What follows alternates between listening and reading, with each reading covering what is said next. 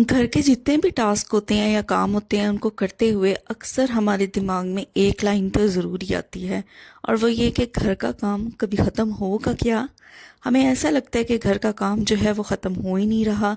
हम सुबह से उठे हैं और रात हो गई है, लेकिन काम है कि वो ख़त्म होने का नाम ही नहीं ले रहा। तो ये सारी चीज़ें अक्सर हम होम मेकर्स के माइंड में आती ही रहती हैं। लेकिन ऐसा क्यों है, हम क्यों ऐसा सोचते हैं और इसकी क्या बेसिक वजह है। चलिए आज की वीडियो में इसको डिस्कस करते हैं कि किस तरीके से हम अपने टाइम को रिड्यूस कर सकते हैं जो हम किचन में या घर की क्लीनिंग में या घर के कामों में लगाते हैं, और किस तरह अपने लिए भी टाइम निकाल सकते हैं। So welcome back to my channel Mishi daily routine. तो चलिए स्टार्ट करते हैं आज की इस वीडियो को।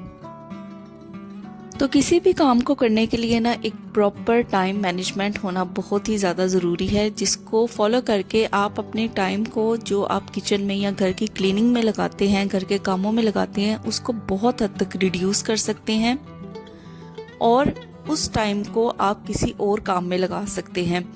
तो चलिए मैं आपको बताती हूँ कि किस जो पॉइंट्स हैं या कौन से टिप्स हैं जिनको फॉलो करके आप ये सारी टाइम मैनेजमेंट कर सकते हैं और अपने वक्त को बहुत सी चीज़ों में लगा सकते हैं और स्पेशली अपने लिए भी टाइम निकाल सकते हैं।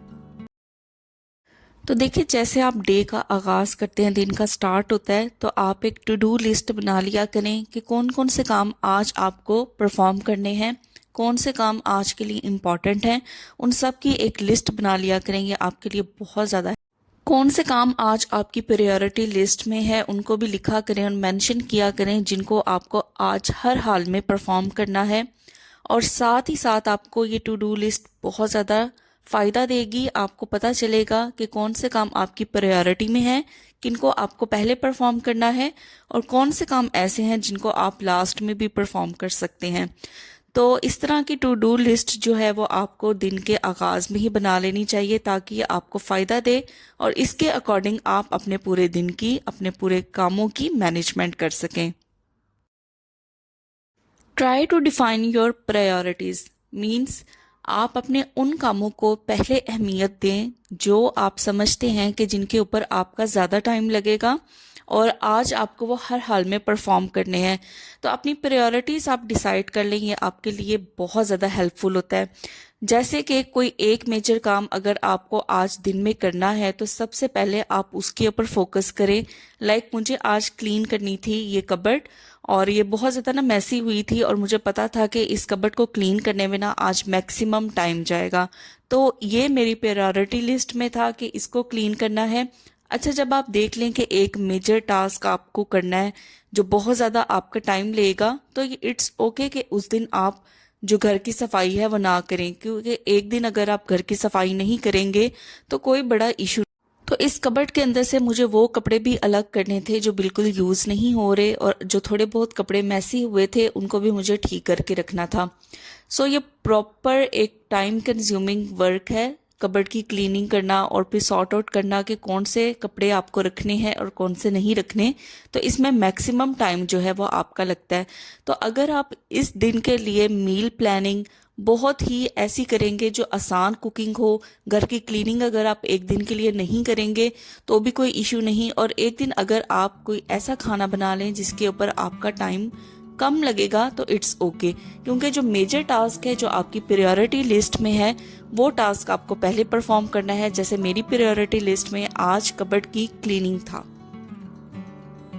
तो जैसे कि हमें पता है कि कबर्ड की क्लीनिंग में मैक्सिमम टाइम जाने वाला है, तो मैं क्या करती हूँ कि अक्सर जब ऐसा कोई लॉन्ग काम हो जिसमें मैक्सिमम टाइम लगता है, मैं साथ मोबाइल पे कोई हल्का सा म्यूज़िक लगा लेती हूँ जिसको एंजॉय करते हुए मैं वो काम करती हूँ। तो इस तरह बहुत ज़्यादा जो स्ट्रेस है ना वो भी फील नहीं होता, माइंड भी कूल एंड काम रहता है और आप बड़े अच्छे तरीके से उस काम को परफॉर्म कर लेते हैं। सो देखें, इस तरीके से बातों बातों में और म्यूज़िक को एंजॉय करते हुए मैंने इस सारी कबर्ड को अरेंज कर लिया है, और जो इसके अंदर से मुझे कपड़े निकालने थे वो भी मैंने इसके अंदर से निकाल लिए हैं। तो अब बारी है मील प्रिपरेशन की। तो देखिए, जैसे मैंने आपसे बात की थी कि अगर आप कोई लॉन्ग टर्म काम आज परफॉर्म करने जा रहे हैं तो उस दिन अपने आप को स्ट्रेस बिल्कुल भी ना करें। तो आज के दिन मैंने कोई सफाई नहीं की घर की, और जो मील प्रेप है ना वो भी मेरी बहुत सिंपल है, और मैं आपको दिखाती हूँ कि मैं आज क्या बनाने जा रही हूँ। तो देखिए मेरे पास ना कैप्सिकम यानी शिमला मिर्चें पड़ी हुई थी, उनको काट के ना मैं फ्रीज कर देती हूँ। तो मैंने फ्रीज की हुई शिमला मिर्चें यूज़ की हैं, जिसकी कटिंग पे मुझे बिल्कुल भी टाइम वेस्ट करने की ज़रूरत नहीं पड़ी। सिंपल जस्ट यहाँ पे मुझे आलू छोड़े हैं, वो छोड़े से छीलने पड़े हैं। इसके अलावा आप किसी ऐसी ऑप्शन के साथ जा सकते हैं जिसकी जो वेजिटेबल्स हैं या कटिंग वगैरह हैं वो आपने पहले ही करके फ्रीज की हो, या आप सिंपल दाल वगैरह भी प्रिपेयर कर सकते हैं ताकि आप बिल्कुल भी स्ट्रेस फील ना करें। अच्छा ये देखें यहाँ पे मैं चिकन का यूज़ कर रही हूँ, ये बॉइल्ड चिकन है और ये मैंने फ्रोज करके रखा हुआ था, फ्रोज़न चिकन है, तो इसकी भी बॉइलिंग के लिए मुझे ज़रूरत नहीं पड़ी। तो यहाँ पे मैं फ्रोज़न जो वेजिटेबल्स थी जिनको मैंने फ्रोज करके रखा था उनको यूज़ कर लूँगी, और साथ ही यहाँ पे जो चिकन है वो भी मैंने बॉयल करके फ्रीज़ किया हुआ था, तो मैं इसको यूज़ कर लूँगी। तो इस तरीके से कुकिंग आपकी जो है वो बहुत ज़्यादा आसान हो जाती है। तो सारी जो प्लानिंग है वो आप करके चलेंगे ना तो आप बिल्कुल भी स्ट्रेस फील नहीं करेंगे।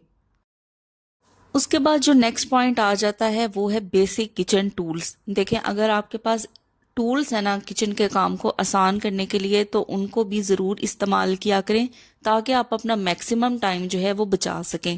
तो देखें यहाँ पे जो भी मैं प्रिपेयर करने जा रही हूँ फूड, उसके लिए यहाँ पे मैंने प्याज जो है उनको काट लिया है। अब मैं यहाँ पे यूज़ करूँगी इस तरह के चॉपर का।